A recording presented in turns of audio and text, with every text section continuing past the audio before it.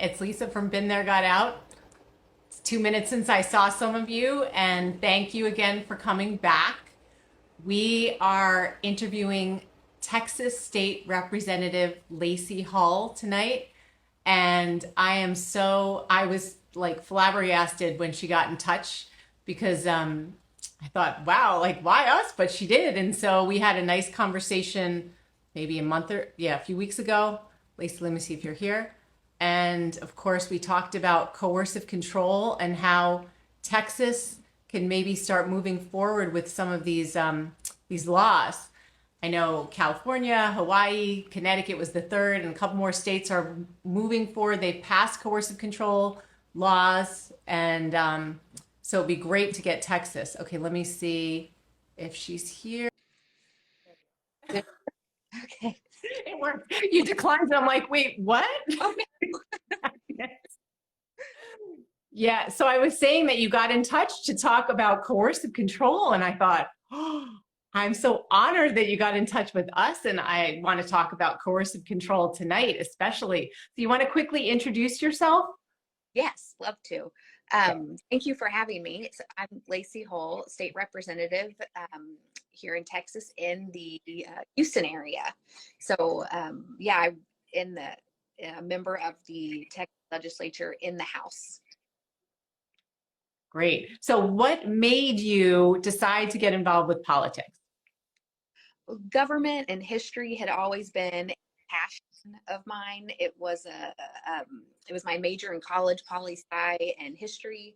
But I was always just a voter. And then slowly after I had my son, started to become, like mama bear, and became more involved and volunteering and got involved in the process, and started to volunteer for other candidates that I believed in and aligned with my beliefs and values, and then started going to the Capitol here and testifying bills that I believed in, and just kind of grassroots. And then the man who had the seat prior to me decided to retire, and it was suggested by a few people that I ran, and I kind of told them all they were crazy and I would help find somebody else, but here I am. So, and it's been a wonderful journey, and learned a lot, and it's very wonderful being able to serve my constituents in the state of Texas. That's excellent. So it's interesting because it sounds like since you had your son, you started getting more involved. Yes. And I know that's how I have been too. I have not gotten involved with local politics. They have tried to rope me in. I'm just like, I don't have the time now. None of us do, but it sounds like they got you and you just moved right up. So that's great.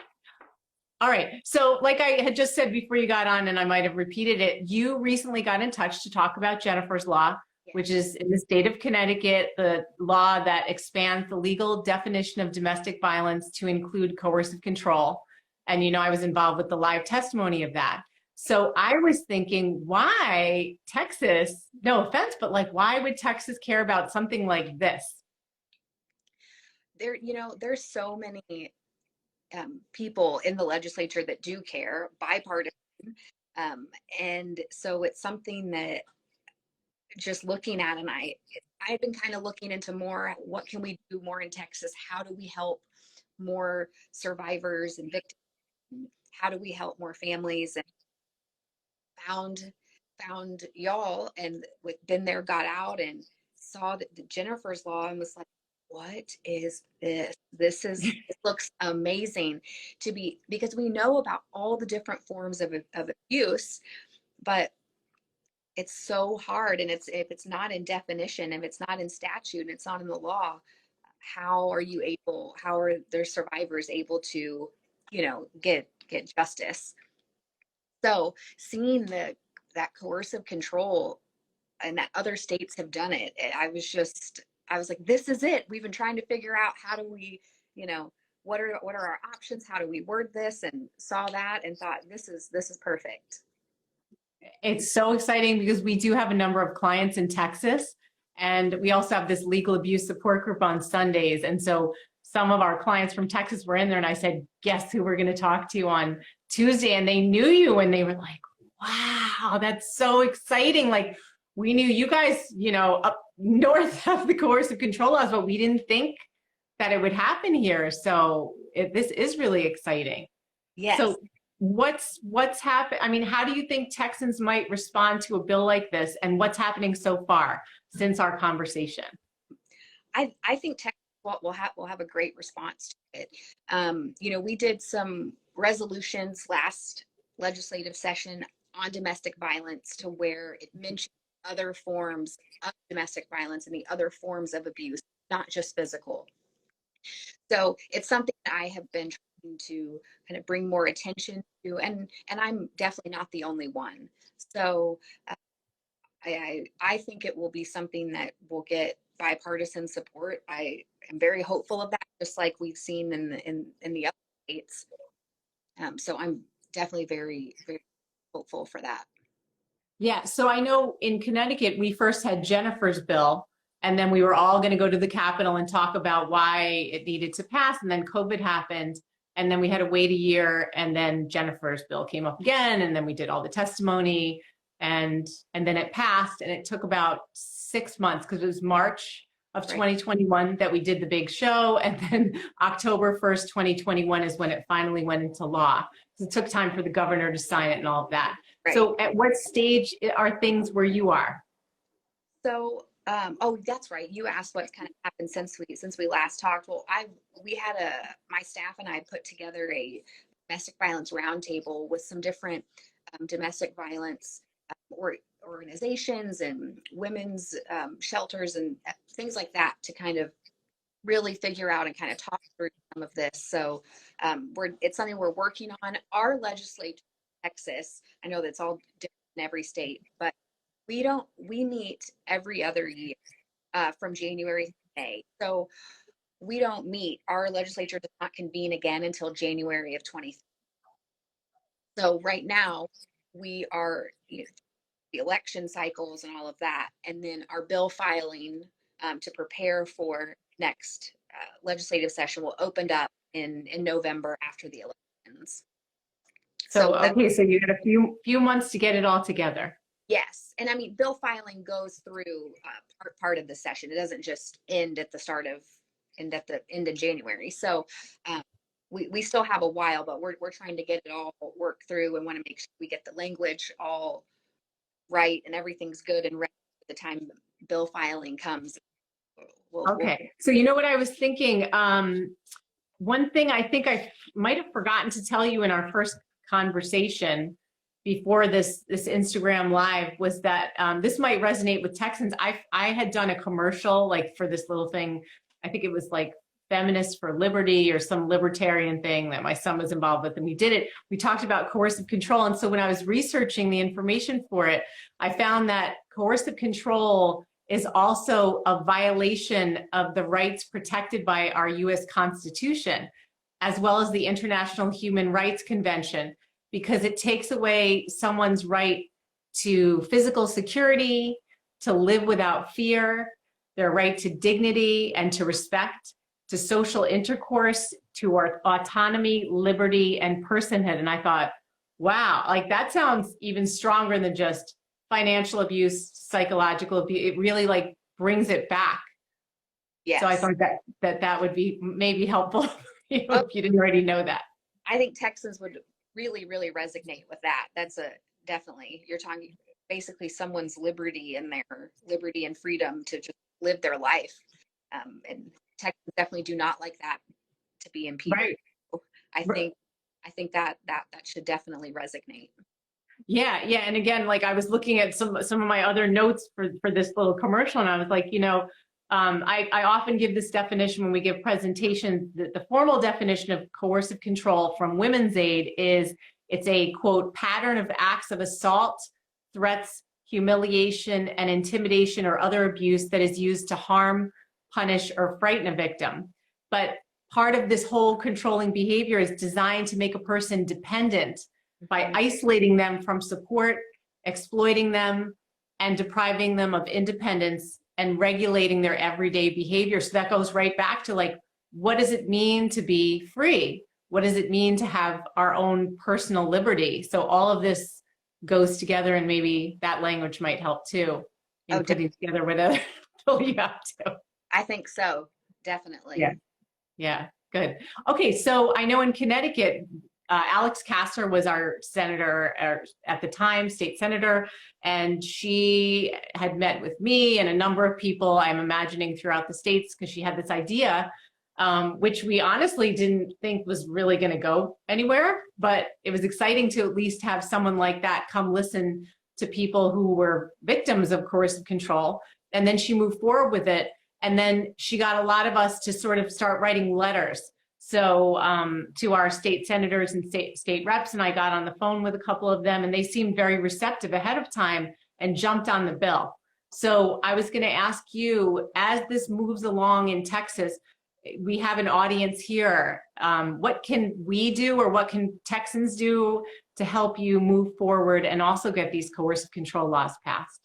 That's a great question. I think definitely plugging into some of the domestic violence support organizations that they come to the Capitol and they advocate for these bills. I think plugged in, people's voice is so much louder when it's connected to an organization. I meet with constituents all the time, and I also meet with organizations. And so, if you're meeting with your senator or your House member and talking about this, and if you can get plugged in with an organization and going with the organization to go to that, and I think it's definitely huge.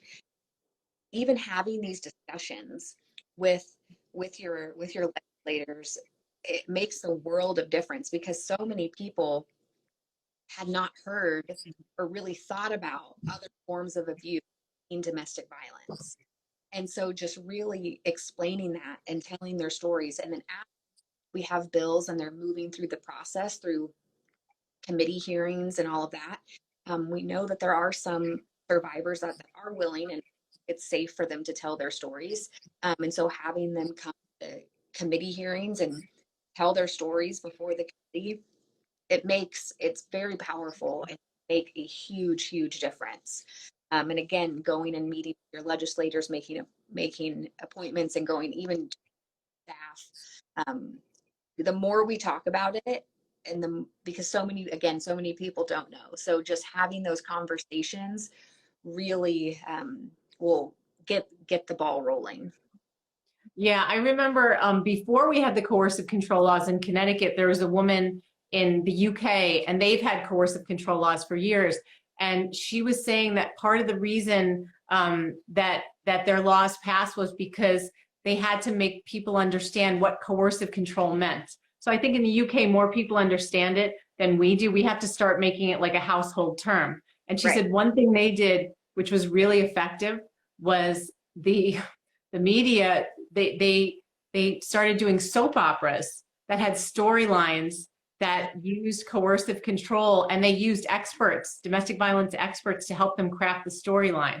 So there's like, I can't remember the name, but there's like 2 British soap operas that everybody watches that are really popular. And she said it really started conversations going. Right. So I'm wondering, maybe there's ways we can keep bringing coercive control into stories and telling our own stories to people. I know one of the state reps that I was talking to before Jennifer's Law, that I happen to just know on a friendly basis anyway, a man, I was explaining to him, I was explaining my situation being in family court for years, and I talked about Jennifer's bill at the time, and he said, you know what, you've convinced me, I'm going to jump on. So there were I think it was like, he said a co-sponsor. Does that sound familiar? Like if someone introduces a bill and they get other people on, other reps to support them, it makes it also stronger, because that's what we did. Yes, definitely. It makes a huge difference. And if I have it in the House, then to have a Senate sponsor, a senator, to pick it up on the Senate side, and then getting other senators to sign on that side, and then other House members to sign on that side, it can make it very, very powerful. I'll say, when I did a resolution on domestic violence, and it talked about the other forms of abuse, and every member of the Texas House signed on to it. Wow. So it's a very much a bipartisan effort, and so I that makes me very hopeful for this next session, and what we will hopefully be able to accomplish. That is incredible. And I think I told you Connecticut also was bipartisan, had bipartisan support. So that's really exciting, because it's one of those things you wonder, like, is everyone going to support it or not? Right. So that's great. Yes. All right. So I guess people just start connecting with your local politicians and telling them how important this is, and referencing the other states that have passed these laws. And it's also, these laws are also in the works in several other states. Exactly. So I keep calling it like the wave. There's a wave that's hitting. It was already in the UK, and now it's hitting America. Yes. And that's the thing. If people don't know, if someone hasn't personally experienced abuse or knows someone that's close to them that has, especially other forms of abuse, that would include coercive control, then they really don't know. And so it's really a matter of education, having those conversations. And so the states that aren't doing it, it's because no one has had those conversations there, and the legislators just don't know. So Right. again, And no matter what state you're in, having those, calling up your House member and your senator are very important. yeah, and thinking about people understanding it, I know when I did that little commercial, the statistics I saw, which I think are higher, are that 51% of victims of coercive control don't even realize Yes. what they're dealing with. And I know I myself didn't know. A 20-year relationship, I didn't understand. And I never would have thought of approaching a domestic violence center, because in my head, I was like, well, that's for battered women. Like, that's for people that are beaten up, so they can't help me with anything. Exactly. It takes, there's so many women who are in it who have no idea. And sometimes it takes them getting out of it and then realizing, or in the process of getting out, like, this is what I was in. I didn't, like, you just don't realize it. Right, right. So it's important for us as a community also to become educated on what coercive control means, so we can share our stories and put it in that context, and keep using the labels and the words so that people understand. Because I mean, like Chris and I, my partner, we went to a police station a few months ago to ask them some questions, and they said, oh, we have a whole domestic violence unit, like a special victims unit. And we started talking about coercive control, and the guy's like, what is that? Like, I don't know. I've never heard of that. I thought, and they are specifically trained to deal with domestic violence. It's very, very common. The other thing, if we get the legislatures in all these different states talking about it, the media is likely to pick up that these bills are moving through the process. And that starts the conversation, being on people's TVs. And so just, or on their news feeds, whatever it may be on social media, just anything to kind of start those conversations. Yeah, great. All right, Lacey. Well, thank you so much for coming on and doing this interview, and stay in touch. And if there's anything that we can do from where we are, if you have more ideas on sharing this, like, just let me know and we'll do it. Awesome. Thank you. I look forward to reporting back soon as we move through the process, and very hopeful that we can law against, including coercive control here in Texas. So I look forward to updating you on that. Good, good. Me too. All right. Talk to you soon. Yes. Talk to you later. Bye. Okay, bye.